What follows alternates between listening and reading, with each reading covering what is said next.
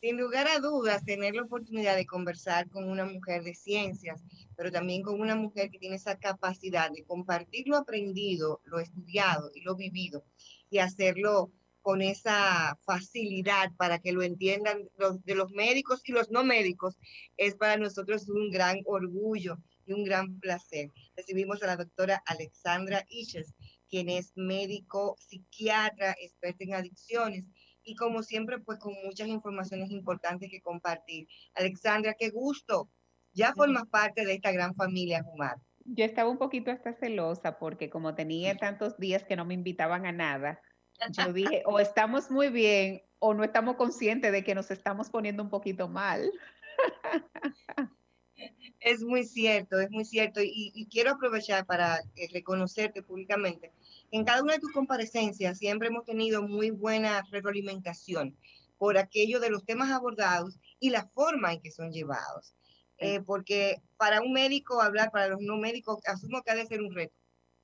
Sí, sí cuesta, y más cuando se trata de salud mental, porque ya hay una predisposición, ahí hay un estigma. O sea, hablar de medicina cuesta y hablar de salud mental, y en este caso específico de psiquiatría, muchísimo más.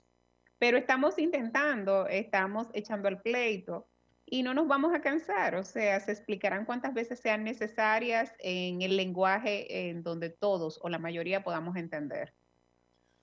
Bueno, yo creo que pudiéramos iniciar, doctora, hablando en sentido general de las adicciones. ¿Cómo podríamos definir las adicciones o cuándo somos adictos a algo? Diríamos como que en términos generales. Eh, Socialmente el término adicciones es muy vetado porque cuando se habla de este término siempre se piensa que la adicción solamente se desarrolla a cualquier comportamiento o sustancia que sea ilícita, cuando la adicción no es más que un patrón repetitivo y compulsivo hacia algo que te produce un estado de placer o bienestar momentáneamente. Eh, Tiende a provocar y a remodelar estructuras a nivel de cerebro, y esa remodelación no es positiva porque realmente los pacientes adictos tienden a tener modificaciones importantes a nivel de lo que son las vías de cerebro y nuestros neurotransmisores. Los neurotransmisores, esas sustancias que yo siempre recalco, que son las que modulan el buen funcionamiento de nuestro cerebro y por ende se traduce en un buen comportamiento y una buena salud mental. ¿Cuál es la característica básica de las adicciones? Que muchas de ellas el individuo inicia como si fuera un patrón de uso, entre comillas, de manera voluntaria y racional, pero llega un momento en donde las demandas se hacen mucho más altas y dependiendo si hay una condición también que predispone a que ese individuo tenga más vulnerabilidad para, para caer en esto. Digo la vulnerabilidad porque las adicciones, ya estudios demostrados, sabemos que hay un patrón genético importante. Y por eso siempre hablamos del famoso pastel de los tercios, Julio, donde decimos que una parte de desarrollar una enfermedad, porque la adicción es una enfermedad, es un componente genético, el otro son los estresores externos, o sea, el medio ambiente, y la otra es la respuesta del cuerpo del mismo individuo. Pero ¿dónde está el detalle? Hay adicciones, que ese es otro grave error, que solamente piensan que son cuando tú ingieres o consumes un tipo de sustancia. Existen dos grupos de adicciones que son aquellas dadas por tú ingerir o administrarte alguna sustancia y las que no son de sustancias. Y ahí entra mucho un grupo que estamos batallando, como es el Internet, la pornografía, la ludopatía.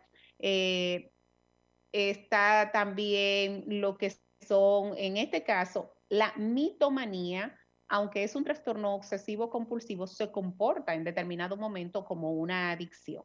Las Por demás, ejemplo, a comprar ropa, sí, al chocolate, sí, las compras compulsivas. Entonces, un las compras ejemplo, compulsivas. las compras compulsivas que ya es, o sea, es un diagnóstico psiquiátrico puro, porque imagínate que fuera de la alteración anímica o ansiosa que pueda tener el individuo, en el momento que siente la necesidad imperiosa de calmar esa ansiedad, la compra le produce esa sensación de placer, gratificación o disminuye esos niveles y ya es un medio que encuentra para canalizarlo. Eh, mm, a, a través del tiempo, las adicciones, si no se trabajan, lo que hacen es que se sustituyen. Y tú dirás, pero ¿cómo así? Muchas veces, y vamos a entrar en esta dinámica, cuando tenemos un paciente, un ejemplo, que es dependiente de la nicotina, al cigarrillo normal, no he mencionado ninguna otra que pueda resultar prohibida, puede abandonar lo que es la nicotina, pero cae entonces en comer de manera compulsiva. Y uno de los razonamientos que hace la sociedad es que dice, él después que dejó el cigarro engordó. Lo que pasa es que empieza a compensar esa compulsividad de la nicotina, pues entonces la empieza a canalizar con la comida que produce una descarga de serotonina y de neurotransmisores muy similar a lo de la nicotina. Entonces empieza a identificar a su alrededor cualquier otra sustancia o comida que le proporciona esa misma gratificación. Doctora, pasamos de la adicción a la depresión y de manera muy particular, pues una enhorabuena nos vienes a compartir sobre la esquetamina. La esquetamina. ¿Qué es la esquetamina? ¿Cuál es la conexión que tiene con la depresión y cuál es el aspecto novedoso? Bueno, cabe resaltar que vamos a unir dos temas que van de la mano. La mayoría de pacientes que desarrollan algún tipo de adicción siempre tienen una alteración anímica como base, en este caso la depresión. Y tiende a tener recaídas persistentes porque su depresión en ocasiones no tiene esa salida, no tiene esa recuperación y el paciente se mantiene en un círculo vicioso. Ahí entra lo que nosotros denominamos depresiones refractarias. Un ejemplo, la esquetamina, que su nombre comercial es Spravato, es un nuevo medicamento que tenemos en el mercado único que viene de un enantio isómero de la ketamina. La ketamina, que es un anestésico de alta potencia, pero que tiene una modulación en cerebro sobre lo que son los receptores glutamatérgicos, provoca un efecto beneficioso inmediato, espectacular. Cabe resaltar que nosotros somos los primeros que administramos esquetamina en República Dominicana y en muchísimos países de Latinoamérica, o sea que estamos en un plus. Y esta paciente tuvo mejoría inmediata. Inmediata te digo en horas. Y de hecho, aunque todavía no tenemos los estudios que lo avalen, pero la esquetamina tiene un beneficio directo e inmediato sobre lo que son las ideas suicidas. Las depresiones refractarias o la depresión per se, nosotros sabemos que es una de las condiciones de salud mental que más incapacitaciones producen y más discapacidad. Actualmente, nosotros tenemos más de 350 millones de personas deprimidas en el mundo. Y de esa cantidad, Mildred, un tercio es refractaria, o sea que no vuelve a ser, no me responde a medicación. Para nosotros hablar de refractariedad, son pacientes que han tenido 1, 2, 3 esquemas con diferentes combinaciones, con diferentes antidepresivos y el paciente no se ha llegado a recuperar. Doctora, yo quiero retomar el tema de las adicciones porque me generó mucha curiosidad como usted planteó de que una adicción se sustituye por otra. Sí. Y pone el caso de la nicotina, que la persona deja de fumar, pero comienza a comer desmesuradamente. Sí, claro. Y esto realmente como que me genera mucha curiosidad. Y en el caso, por ejemplo, entonces, ¿cómo pudiéramos combatir estas adicciones? Y poner otros ejemplos también, diríamos como el caso del alcohol, como el caso de, qué sé yo. Cuando nuestra población entienda que la adicción o las dependencias o el uso o abuso de sustancia tiene un patrón patológico, llámese de enfermedad, la evolución va a ser totalmente diferente. Tú sabes que la mayoría de las dependencias a esas sustancias que son permitidas, como el alcohol, el cigarro, en este caso los dulces, la ludopatía, metiendo o entrando a colación de las adicciones donde no hay consumo, donde no hay sustancia, piensan que se quita o que se deja de pura y perfecta voluntad.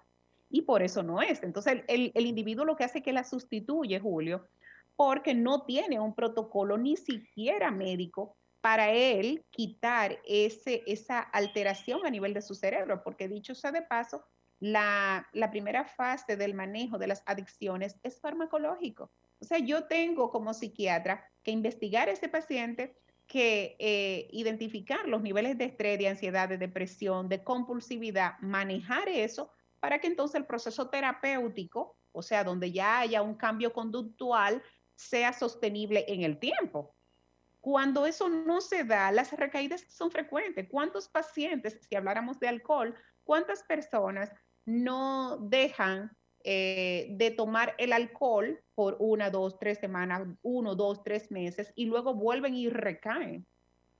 Y es precisamente porque el impacto también de nosotros hablar de adicción no es solamente la cantidad ni la frecuencia, es cuando tú tomas o cuando consumes esa sustancia, cuáles son los estragos que causa en tu vida. Hay personas que cuando yo le digo, tú tienes un patrón de alcoholismo, me dicen, no, doctora, pero yo bebo una sola vez al año. Sí, pero esa sola vez tú te corres, que hay que recogerte o irte a buscar. O sea, doctora, usted está afirmando de que la fuerza de voluntad de una persona no es suficiente, diríamos, para combatir una adicción, por ejemplo, con el cigarrillo. Bueno, yo voy a dejar de fumar, ok. Dejé de fumar y como que tú te estás muriendo por dentro por fumarte un cigarrillo, pero tú dejaste el cigarrillo a rajatabla. Entonces, eso no es de esa manera que se trata. Mira, o sea, hay que... No se trata. ¿Qué cambia cuando se asume como una enfermedad y no sencillamente como, eso yo, algo que uno deja y punto? Claro, hay una característica que es la que regularmente es determinante en las recaídas del proceso de rehabilitación de una adicción, y es el síndrome de abstinencia. La mayoría de pacientes le huye a esto. ¿Y qué es el síndrome de abstinencia? No es más que el conjunto de síntomas que se empiezan a desarrollar posterior al individuo de privarse o no consumir esa sustancia. Entonces, dependiendo de la sustancia, la abstinencia. Y te podrás imaginar que la abstinencia por el alcohol causa insomnio, intranquilidad, irritabilidad, agresividad. Inclusive hay una complicación súper grosera, hablándote del alcoholismo en específico, que es el delirium tremens, que es la complicación más alta que nosotros tenemos, que es donde el paciente inclusive ve hasta alucinaciones, ve cositas en la pared, ve animalitos, oye cosas, o sea, porque hay una alteración orgánica que se produce, pero eso ocurre en todas las sustancias. Te voy a poner un ejemplo con una que no se consume, que es en este caso, la ludopatía, que es la adicción al juego o juego patológico. Cuando llega esa hora de que va a iniciar alguna de las loterías, o es una persona que acostumbraba a ir a casinos, iba a una hora determinada, cuando esa hora se está acercando, el individuo tiene una descarga de sustancias en su cuerpo que lo hacen dispararse totalmente, y hasta que no pasa ese tiempo, el individuo se mantiene en una agitación total. Entonces, esos son síntomas orgánicos que, querramos o no, lo produce una situación de dependencia, pues causa alteraciones. ¿Cuántos pacientes intentando dejar una sustancia dura, llámese como heroína, cocaína, en un síndrome de abstinencia le da un paro cardíaco? Entonces se muere. Entonces es una parte primero clínica y luego conductual. La voluntad entra, como en todas las condiciones médicas, en la disponibilidad que el individuo tiene para tratarse eso. Cuando me dicen a mi doctora, yo voy a poner de mi parte, digo yo, la parte que yo quiero que tú me pongas en lo inmediato es hacer todo lo que yo te voy a recomendar. Y después entonces tú pones la parte que tú quieras. Súper interesante, doctora. En ese mismo aspecto del acompañamiento que lleva, imagínese usted que hay 3 puertas, la del coach, la del psicólogo y el psiquiatra. Alguien que tenga un problema de adicción, alguien que tenga un problema de depresión, ¿cuál puerta tocar? Y que sería más funcional para el paciente. Se tienen que tocar las 3, lo que pasa es que cada una tiene su tiempo.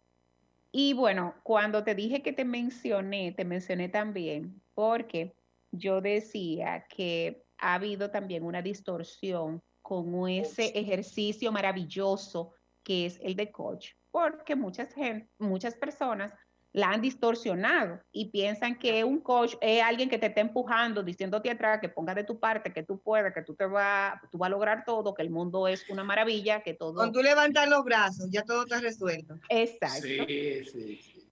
Entonces, para serte honesta, yo me manejo, obvio, hay una parte, porque yo tengo un manejo muy agresivo. Yo soy de las que digo que yo no puedo ser tu verduga y luego pasarte la mano en el ejercicio de la medicina, porque si yo te ingreso, si yo te restrinjo de todo eso que a ti te gusta, después yo no puedo sentarme contigo a escucharte de que sí, yo te entiendo, porque tú sabes que yo soy la que jalo la soga.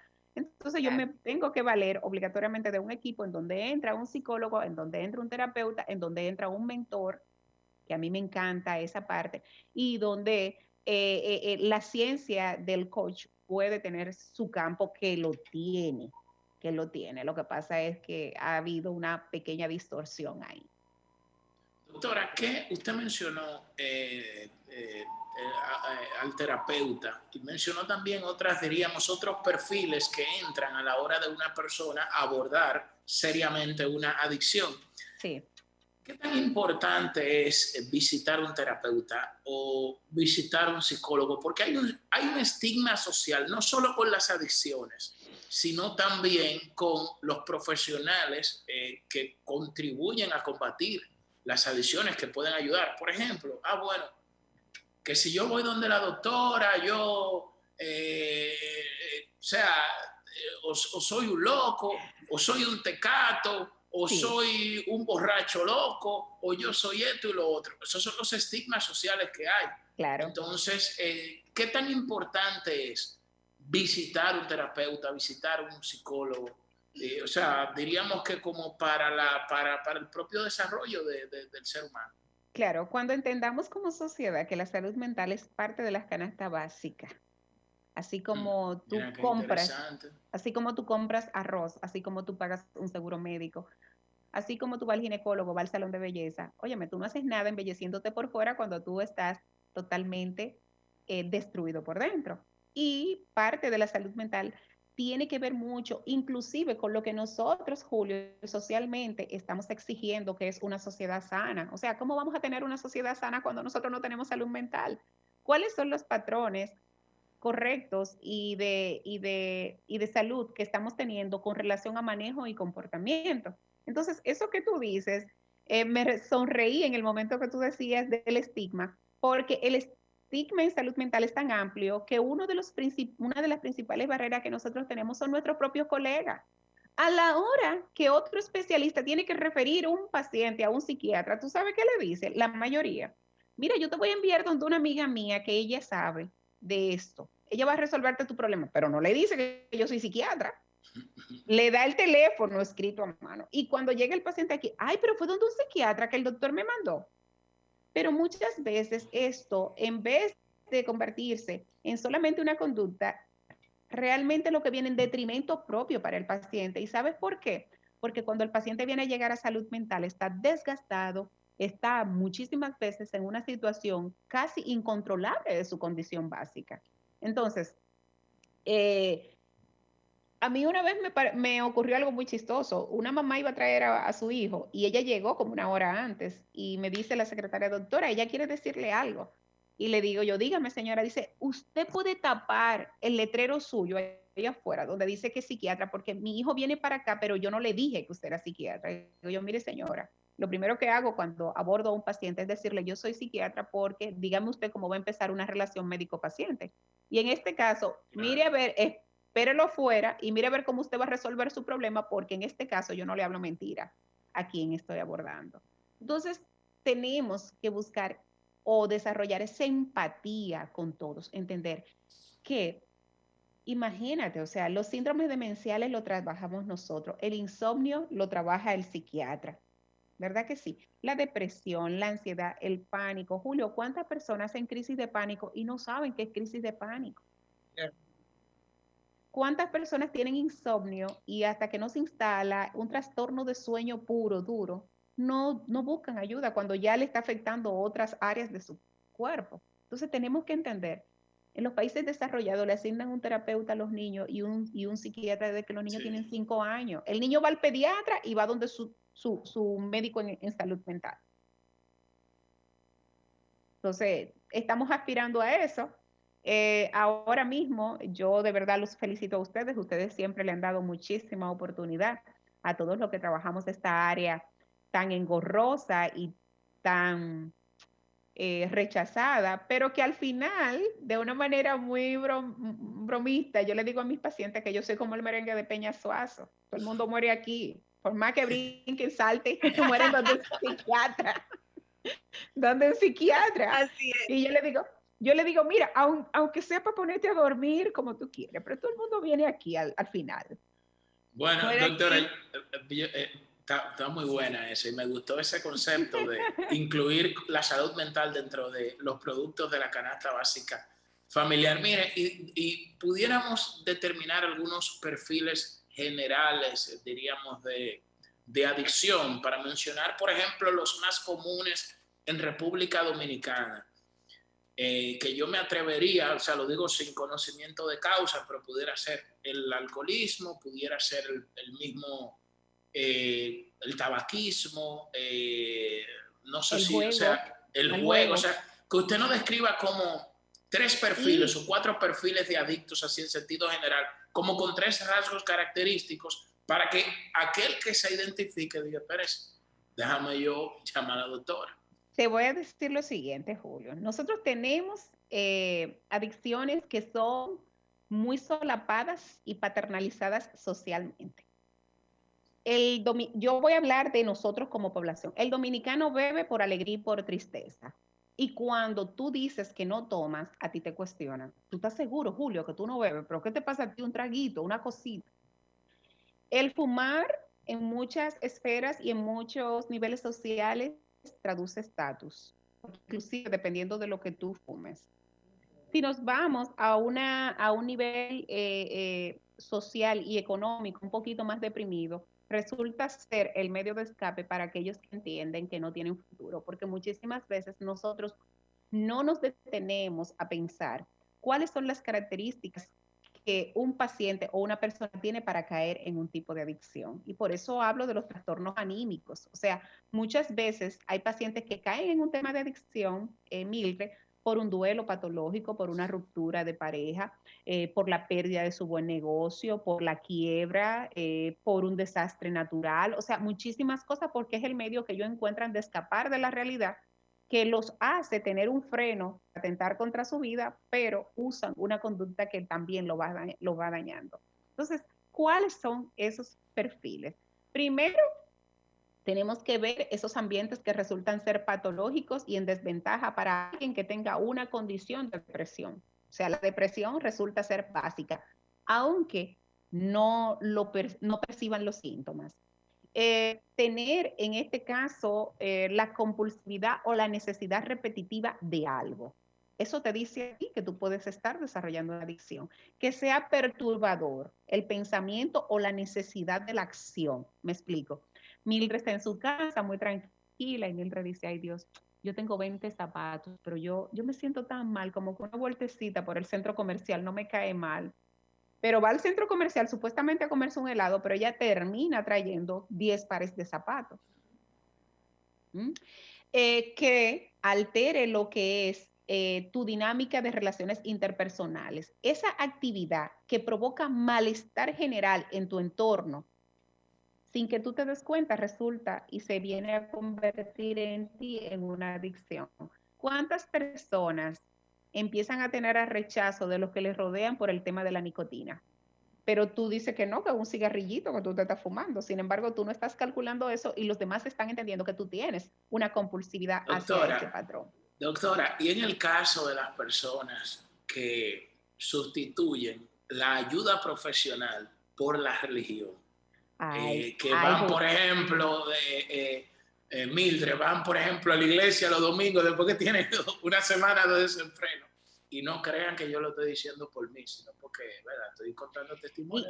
Y dicho sea de paso, tú has sido muy considerado en decir religión y no por incluirme también las creencias mágico-religiosas, que tú sabes que nosotros culturalmente somos un país en donde se practica mucho esa parte. Es increíble.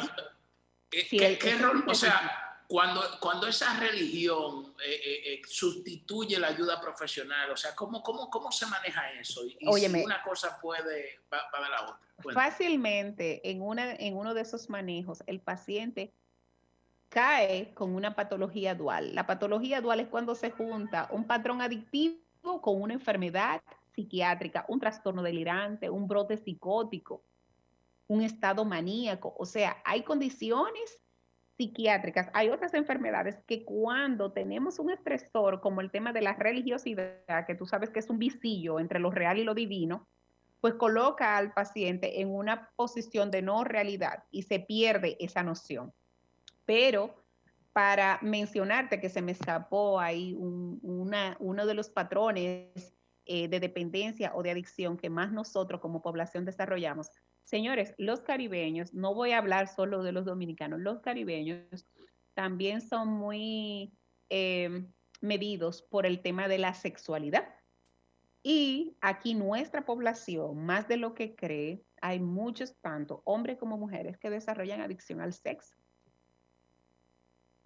Entonces, al sexo, a la pornografía, que ahora mismo es un tema, al sexo online, que ahora eso es un dolor de cabeza. Eso para nosotros se ha convertido en un dolor de cabeza en pandemia.